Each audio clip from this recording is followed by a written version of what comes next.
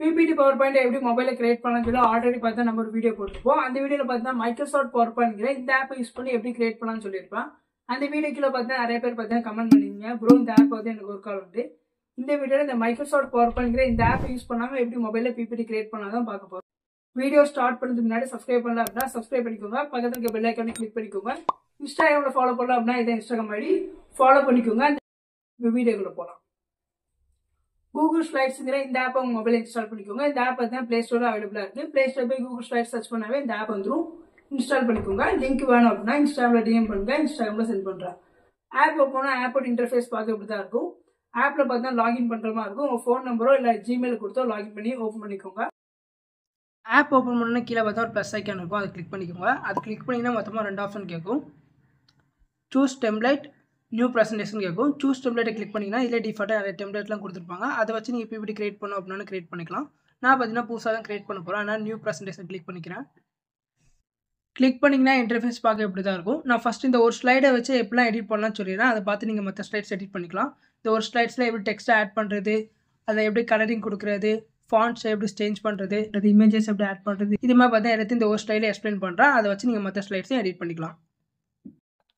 Double tap to add title இருக்கும். Double tap பண்ணி உங்களோட டைட்டில் நீங்கள் என்டர் பண்ணிக்கோங்க. நான் நம்மளோட சேனல் நேம் டைப் பண்ணிக்கிறேன். இதுமாதிரி உங்களோட டைட்டில் இல்லை உங்களோட டாப்பிக்கோட ஹெட்டிங் என்னதோ அப்படி டைப் பண்ணிக்கோங்க. அடுத்து பார்த்தீங்கன்னா கீழே double tap to add subtitle இருக்கும். இங்கே வேறு ஏதாவது கீழே எதாவது ஆட் பண்ணணும், அதே மாதிரி டபுள் டேப் பண்ணி ஆட் பண்ணிக்கலாம். இப்போ நம்ம சிம்பிளாக பார்த்தீங்கன்னா ஒரு ப்ரெசன்டேஷனை கிரியேட் பண்ணிட்டோம். இப்போ இந்த டெக்ஸ்ட்டோட ஸ்டைலை சேஞ்ச் பண்ணுறது, கலர் சேஞ்ச் பண்ணுறது எப்படின்னு சொல்கிறேன். நீங்கள் எந்த டெக்ஸ்ட்டு கலர் சேஞ்ச் பண்ண போகிறீங்களோ அந்த டெக்ஸ்ட்டை வந்து இது மாதிரி டேப் பண்ணி செலக்ட் பண்ணிக்கோங்க. டெக்ஸ்ட்டு செலக்ட் பண்ணதுக்கப்புறம் இதை எடிட் பண்ணுற ஆப்ஷன் பார்த்தீங்கன்னா மேலேயே இருக்கும், கீழே இருக்கும். மேலே பார்த்தா அந்த ஏ இருக்கும், அதை கிளிக் பண்ணிக்கோங்க. இதை கிளிக் பண்ணி ஆர்டர் வைஸாக நம்ம எடிட் பண்ணிக்கலாம். ஃபாண்ட் ஸ்டைல் நீங்கள் சேஞ்ச் பண்ணுறோம் அப்படின்னா லெஃப்ட் சைடில் இருக்க கிளிக் பண்ணிக்கோங்க. கிளிக் பண்ணி டிஃப்ரெண்ட்டாக நிறைய ஃபாண்ட்ஸ்லாம் கொடுத்துருப்பாங்க. இல்லை உங்களுக்கு எந்த ஃபாண்ட் வேணுமோ அந்த ஃபாண்ட் ஸ்டைலை செலக்ட் பண்ணிக்கோங்க. அடுத்து ரைட் சைடில் பார்த்திங்க அப்படின்னா சைஸ் இருக்கும். சைஸ் பார்த்தீங்கன்னா மேக்ஸிமம் பார்த்தீங்கன்னா 90 வரைக்கும் இருக்கும். உங்களுக்கு எந்த சைஸ் வேணுமோ அந்த சைஸ் இது மாதிரி செலக்ட் பண்ணி சேஞ்ச் பண்ணிக்கலாம். அடுத்து அப்படியே கீழே வந்தீங்க அப்படின்னா இந்த லெட்டரை நீங்கள் போல்டாக வைக்கணும் அப்படின்னா அந்த போல்டை கிளிக் பண்ணிக்கலாம். இல்லை இட்டாலிக் மாதிரி சேலஞ்சமாக இருக்கணும் அப்படின்னா அந்த லெட்டர் ஐ லெட்டரை கிளிக் பண்ணி சேலஞ்ச மாதிரி ஸ்ட்ரைக் அவுட் பண்ண மாதிரி இதை அண்டர்லைன் பண்ண மாதிரி இது மாதிரி பார்த்தீங்கன்னா எடிட் பண்ணுற ஆப்ஷன் இருக்கும். அது கீழே அப்படியே வந்தீங்க அப்படின்னா கலர் இருக்கும். அதை கிளிக் பண்ணி உங்கள் டெக்ஸ்ட்டுக்கு எந்த கலர் வேணுமோ அந்த கலர் நீங்கள் செலக்ட் பண்ணிக்க முடியும். அடுத்து நீங்கள் டெக்ஸ்ட்டை ஹைலைட் பண்ணோம் அப்படின்னா ஹைலைட் பண்ணிக்கலாம், அந்த ஆப்ஷனுமே இருக்கும். அப்படியே கீழே வந்தீங்க அப்படின்னா அந்த டெக்ஸ்ட்டை வந்து ரைட்டில் இருக்கணுமா, லெஃப்ட்டில் இருக்கணுமா, இல்லை அப்பில் இருக்கணுமா, டவுனில் இருக்கணுமா, இது மாதிரி எடிட் பண்ணுற ஆப்ஷன்லாம் இருக்கும். இதே மாதிரி உங்கள் டெக்ஸ்ட்டு நீங்கள் சென்டரில் இருக்கணும் அப்படின்னா சென்டரில் எடிட் பண்ணிக்கலாம், இல்லை அப்பில் இருக்கணும் அப்பில் எடிட் பண்ணிக்கலாம், அந்த ஆப்ஷனுமே இருக்கும். அடுத்த ஆப்ஷன் பார்த்தீங்கன்னா உங்கள் டைட்டில் கீழே சப்டைட்டை நீங்கள் ஏதாவது பாயிண்ட் மாதிரி பண்ணணும் மார்க் பண்ணணும் அப்படின்னா அந்த ஆப்ஷன் இருக்கும். அதை கிளிக் பண்ணி ஸ்டார் மாதிரியோ இல்லை பாயிண்ட் மாதிரியோ பாக்ஸ் மாதிரியோ இது மாதிரி பார்த்தீங்கன்னா பாயிண்ட் அவுட் பண்ணுற ஆப்ஷனுமே இருக்கும். அதுக்கு ரைட் சைடில் பார்த்தீங்க அப்படின்னா அந்த பாயிண்ட் அவுட் இல்லாமல் நீங்கள் நம்பரை செட் பண்ணோம் அப்படின்னா அந்த நம்பரை செட் பண்ணுற ஆப்ஷனுமே இது இருக்கும். எடிட் பண்ணதுக்கப்புறம் அந்த இண்ட் இருக்கும், அதை கிளிக் பண்ணிக்கோங்க. இப்போ பார்த்தீங்கன்னா நம்ம ஒரு டைட்டில் அண்ட் சப்டைட் ஆட் பண்ணுறோம். இதுக்குள்ளே நீங்கள் வேறு ஏதாச்சும் சப்டைட் ஆட் பண்ணணும், ஏதாவது பாயிண்ட் ஆட் பண்ணோம் அப்படின்னா கீழே பார்த்தீங்கன்னா டீ மாதிரி ஒரு ஆப்ஷன் இருக்கும். இதை கிளிக் பண்ணிங்கன்னா ஒரு எம்டி ஸ்பேஸ் வரும். அதில் உங்களோட டெக்ஸ்ட் என்ன வேணுமோ அந்த டெக்ஸ்ட்டை நீங்கள் டைப் பண்ணிக்கலாம். அதுக்குமே நீங்கள் கலர் சேஞ்ச் பண்ணோம் அப்படின்னாலும் சேஞ்ச் பண்ணிக்க முடியும். அண்ட் பாயிண்ட் அவுட் பண்ணுற மாதிரி இருந்தாலும் அதையும் பண்ணிக்கலாம். இப்போ இந்த ஸ்லைடில் நீங்கள் எதாவது இமேஜ் ஆட் பண்ணோம் அப்படின்னா அந்த ஆப்ஷன் பார்த்தீங்கன்னா கீழே 2வதாக இருக்கும். அதை கிளிக் பண்ணி உங்கள் கேலரிந்து எதாவது இமேஜ் ஆட் பண்ணோம் அப்படின்னா இதே மாதிரி ஆட் பண்ணிக்கலாம்.